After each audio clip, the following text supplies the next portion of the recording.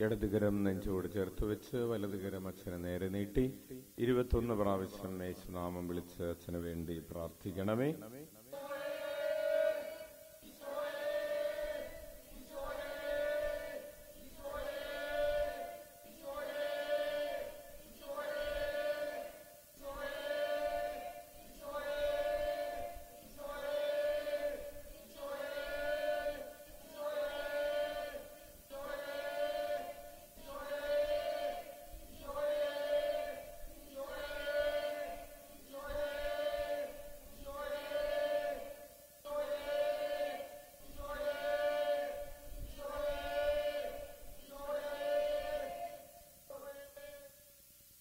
മർക്കോസ് എഴുതിയ വിശുദ്ധ സുവിശേഷത്തിൽ നിന്ന് അധ്യായം 1, 21 മുതൽ 28 വരെയുള്ള തിരുവചനങ്ങൾ.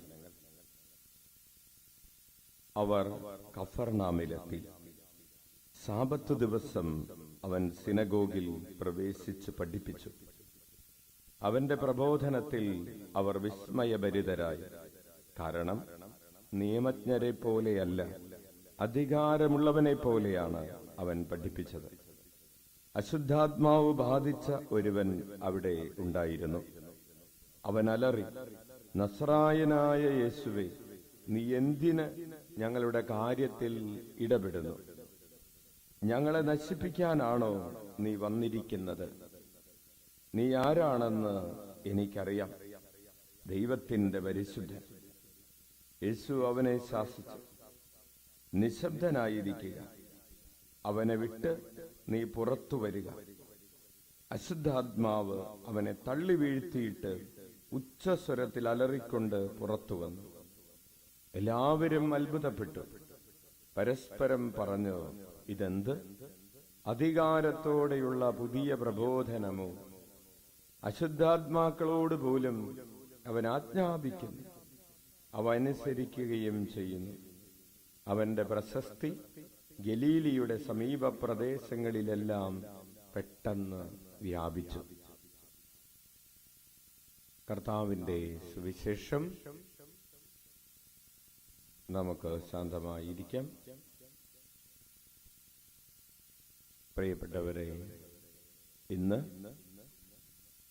ജനുവരി മാസം 13-ാം തീയതി, ഈ തിങ്കളാഴ്ച രാത്രിയിൽ നമ്മൾ ദിവ്യകാരുണ്യ ഈശോയുടെ തിരുസന്നിധിയിൽ ചുറ്റുമിരിക്കുമ്പോൾ ഒരു കുടുംബനാഥൻ എന്ന നിലയിൽ ഈശോ നമ്മെ ഓർമ്മിപ്പിക്കുന്നത് പിശാചിന്റെ ചില സ്വഭാവങ്ങളെക്കുറിച്ചാണ്. പിശാചിന്റെ സ്വഭാവം എന്താണ്? പിശാച് ദൈവത്തോട് പറയുകയാണ്, നീ എന്തിനാണ് ഞങ്ങളുടെ കാര്യത്തിൽ ഇടപെടുന്നത്? പിശാചിന് ഇഷ്ടമില്ലാത്ത കാര്യമാണ് ദൈവം ഇടപെടുന്നത്. ചില മക്കൾക്ക് മാതാപിതാക്കൾ തങ്ങളുടെ കാര്യത്തിൽ ഇടപെടുന്നത് ഇഷ്ടമില്ലാത്തവരായിട്ട് അവർ പറയും, എന്റെ കാര്യത്തിൽ നിങ്ങൾ ഇടപെടണ്ട. ഇതൊരു തിന്മയുടെ അരൂപിയാണ്.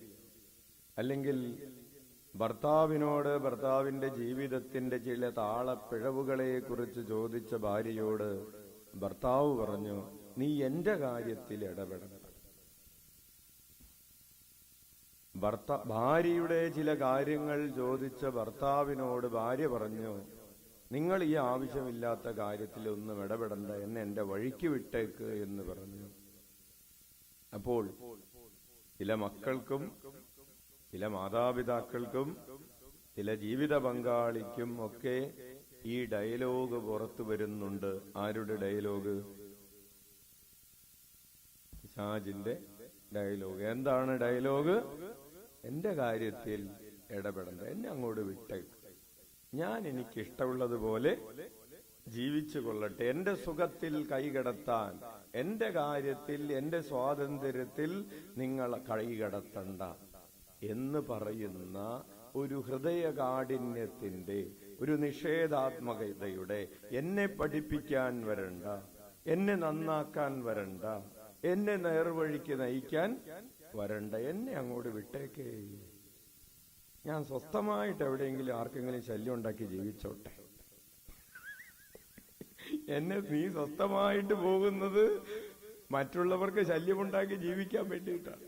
അപ്പോൾ കർത്താവിന് നിന്നെ അങ്ങനെ സ്വസ്ഥമായിട്ട് വിടാൻ, തിന്മയെ സ്വസ്ഥമായിട്ട് വിടാൻ കർത്താവ് ആഗ്രഹിക്കുന്നില്ല. എന്നെ വിട്ടേക്ക് എന്ന് പറഞ്ഞ, എന്റെ കാര്യത്തിൽ എന്തിനിടപെടുന്നു ചോദിച്ച പിശാചിനെ കർത്താവ് പുറത്താക്കുകയാണ്. ഈശോ ഇടപെടുകയാണ്. ചില മേഖലകളിൽ പ്രിയപ്പെട്ടവരെ നമുക്ക് ഇഷ്ടമില്ലെങ്കിലും ദൈവം ഇടപെടും. ഇടപെട്ടുന്നത് കർത്താവ് നമുക്ക് ഇഷ്ടമില്ലെങ്കിലും ഇടപെടുന്നത് എന്തിനു വേണ്ടിയാണ്? നമ്മിലുള്ള തിന്മയെ പുറത്തെടുത്ത് കളയുന്നതിന് വേണ്ടിയാണ്. നമുക്ക് ആർക്കും ഓപ്പറേഷൻ, സർജറിക്ക് വിധേയമാകുന്നത് ആർക്കും ഇഷ്ടമില്ലാത്ത കാര്യമാണ്. ആരെങ്കിലും സന്തോഷത്തോടു കൂടെ ചെന്നിട്ട് എന്നെ സർജറി ചെയ്യൂ എന്ന് പറയും? ഇല്ല. ആർക്കും അത് ഇഷ്ടമില്ലാത്ത കാര്യം. പക്ഷേ ഇഷ്ടമില്ലാത്തതാണെങ്കിലും ചില സർജറികൾ കർത്താവ് ചെയ്യും. എന്തിനു വേണ്ടിയാണ്? നിന്റെ ഉള്ളിലുള്ള ചില തിന്മകളെ പുറത്തെടുത്ത് കളഞ്ഞ് നിന്നെ വിശുദ്ധീകരിച്ച് നിന്നെ ഒരു ദൈവ പൈതലാക്കുന്നതിന് വേണ്ടി. കൈയടിച്ച് കർത്താവിന് നന്ദി പറയാം. അപ്പോൾ കർത്താവ് ഈ പ്രവൃത്തി ചെയ്തപ്പോൾ ഈ യുവാവിന് ഇവനെന്താണ് സംഭവിച്ചത്? ബാധിച്ചവൻ, അശുദ്ധാത്മാവ് ബാധിച്ചവൻ, അവൻ തള്ളി വീഴ്ത്തപ്പെട്ടു. അവൻ ഒരുപക്ഷെ കിടന്ന് ഒരു പ്രാവശ്യം പിശാചിനെ പരിഷ്കരിക്കുന്ന സമയത്ത് ഇവിടെ നിന്നിരുന്ന ഒരു സ്ത്രീയാണെന്നൊന്ന് ഇവിടെ നിന്ന് ഉരുണ്ടുരുണ്ടുരുണ്ടുരുണ്ട് ആ ചുമരുമ്മ പോയി അടിച്ചവിടെ തലതല്ലിക്കിടന്നു. അപ്പോൾ ചില തിന്മകൾ നിന്നിൽ നിന്ന് വിട്ടുപോകാൻ ദൈവം ആഗ്രഹിക്കുന്നുണ്ട്. കർത്താവിന് നമ്മൾ ചെയ്യേണ്ടത്, കർത്താവ് നീ എന്തിനെന്റെ കാര്യത്തിൽ ഇടപെടുന്നു എന്ന് ചോദിക്കുകയല്ല. നമ്മൾ ചെയ്യേണ്ടത്, ഈശോയെ എന്റെ കാര്യത്തിൽ നീ ഇടപെടണമേ. ഞാൻ ബലഹീനനാണ്, ഞാൻ രോഗിയാണ്, ഞാൻ തിന്മ ബാധിച്ചവനാണ്. കർത്താവേ നീ എന്റെ ജീവിതത്തിൽ ഇടപെടണമേ എന്ന് പറഞ്ഞ് നമ്മെ തന്നെ തുറന്നു കൊടുക്കുന്നൊരു മനോഭാവം നമുക്കുണ്ടാകുന്നതിന് വേണ്ടി നമുക്ക് പ്രാർത്ഥിക്കാം. കർത്താവ് ഇടപെടുകയും നമ്മളിൽ നിന്ന്, നമ്മുടെ കുടുംബത്തിൽ നിന്ന്, നമ്മുടെ ദേശത്ത് നിന്ന് തിന്മയെ ഉച്ചാടനം ചെയ്യുകയും ചെയ്യട്ടെ. ആ തിന്മയെ ഉച്ചാടനം ചെയ്യുന്ന പ്രവൃത്തിയെയാണ് ഭൂതോച്ചാടനം എന്ന് പറയുന്നത്. നമുക്ക് എഴുന്നേറ്റ് നിൽക്കാം. കണ്ണുകളടച്ച് കരങ്ങൾ കൂപ്പി നമ്മിൽ നിന്ന് പുറത്താക്കപ്പെടേണ്ടതായി എത്രയോ തിന്മകളാണ് നമ്മുടെ ഉള്ളിലുള്ളത്. നമ്മുടെ പാപത്തിന്റെ അനേകം പേരുകൾ, പാപത്തിന്റെ മേഖലകൾ, പാപത്തിന്റെ വേരുകൾ, പാപത്തിന്റെ ചെടികൾ, പിതാവിനാൽ നടപ്പെടാത്തതായിട്ടുള്ള എല്ലാം പിഴുതെറിയപ്പെടണം. ദൈവം നട്ടുവളർത്താത്തതായ ചില ചെടികൾ നമ്മളിൽ വളർന്നിട്ടുണ്ട്. അത് അഹങ്കാരത്തിന്റെയോ സ്വാർത്ഥതയുടെയോ ചെടികളാകാം, നെഗറ്റീവായിട്ടുള്ള ചിന്തകളുടെ ചെടികളാകാം, നിരാശയാകാം, ഹൃദയത്തിലുള്ള പരിഭവങ്ങളും പരാതികളുമൊക്കെയാകാം. കർത്താവ് നട്ടുപിടിപ്പിക്കാത്തതായ പിതാവിൻ്റെതല്ലാത്ത ചെടികൾ പിഴുതെറിയപ്പെടട്ടെ. നമുക്ക് കരങ്ങൾ ഉയർത്തി ഉച്ചത്തിൽ 21 പ്രാവശ്യം വിളിച്ച് നമ്മുടെ പാപങ്ങൾക്ക് പരിഹാരം ചെയ്യാം.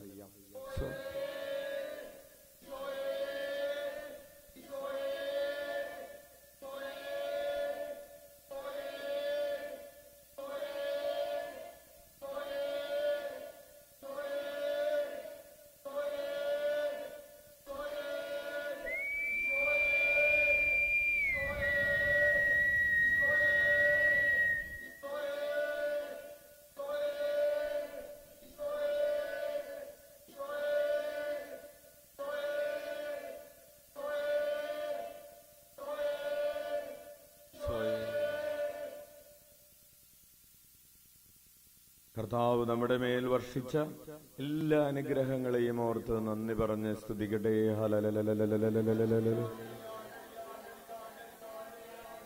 സ്തുതിക്കുന്നു, ആരാധിക്കുന്നു, സ്തുതിക്കുന്നു, ആരാധിക്കുന്നു, നന്ദി പറയുന്നു, പറയുന്നു, നന്ദി പറയുന്നു.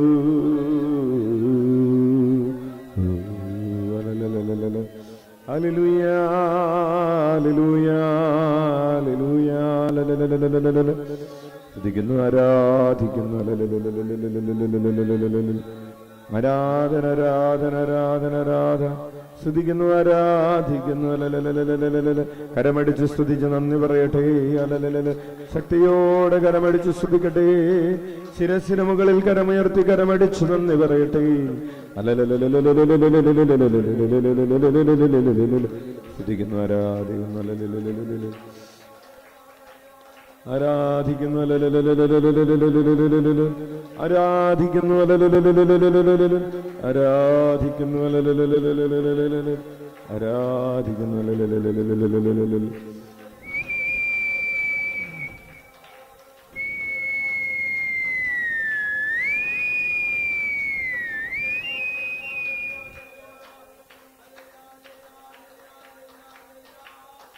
Hallelujah, hallelujah.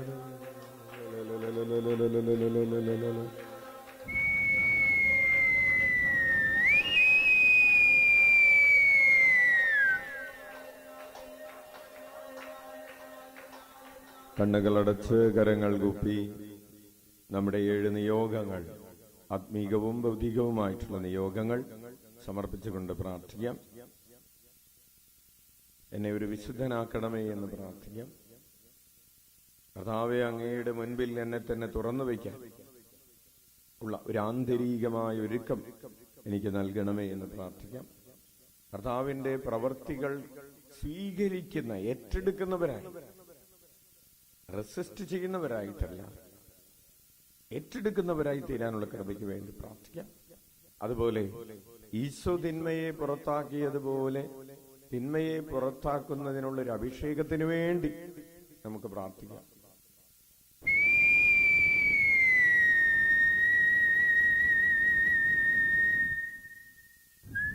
നമ്മുടെ കുടുംബങ്ങളിൽ നിന്ന്, നമ്മുടെ ഹൃദയത്തിൽ നിന്ന്, മറ്റുള്ളവരിൽ നിന്ന് തിന്മയെ ഉച്ചാടനം ചെയ്യുന്നതിനുള്ള ഒരു ആന്തരിക അഭിഷേകം, ഒരു സ്പിരിച്വൽ എംപവർമെന്റ് ലഭിക്കുന്നതിന് വേണ്ടി പ്രാർത്ഥിക്കാം.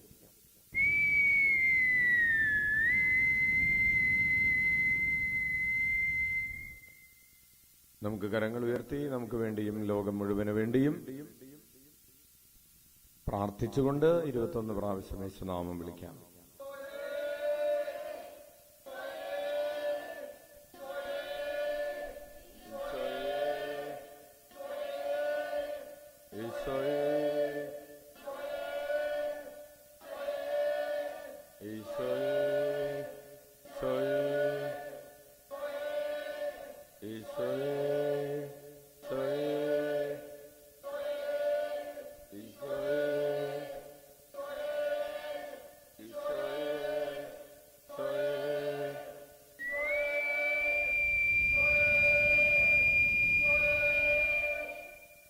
നമുക്ക് മുട്ടുകുത്താം.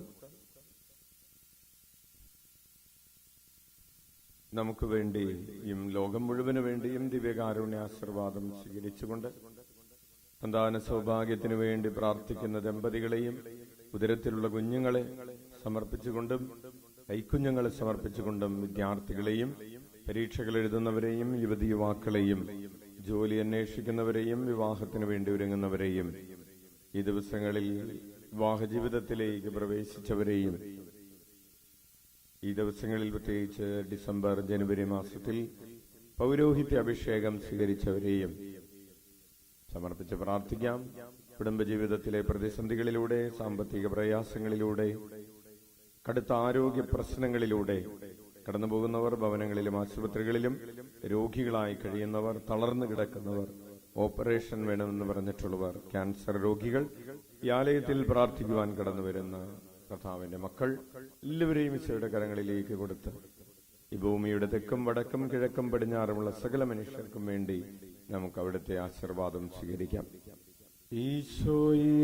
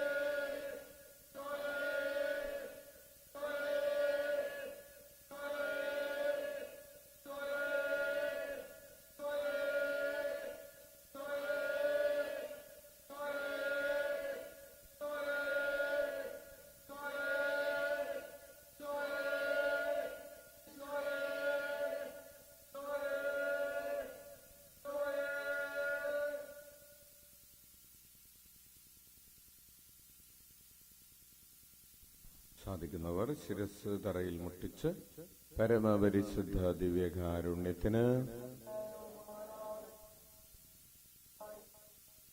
ഞങ്ങളെ തന്റെ രാജ്യത്തിന്റെ ശുശ്രൂഷകൾക്കായി വിളിക്കുന്നവനായ പരമപരിശുദ്ധ ദിവ്യകാരുണ്യത്തിന്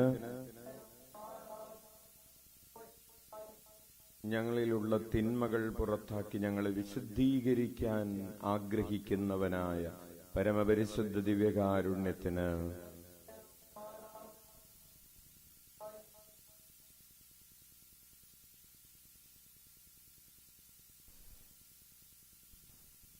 എല്ലാവർക്കും നല്ലൊരു രാത്രി സുഖനിദ്ര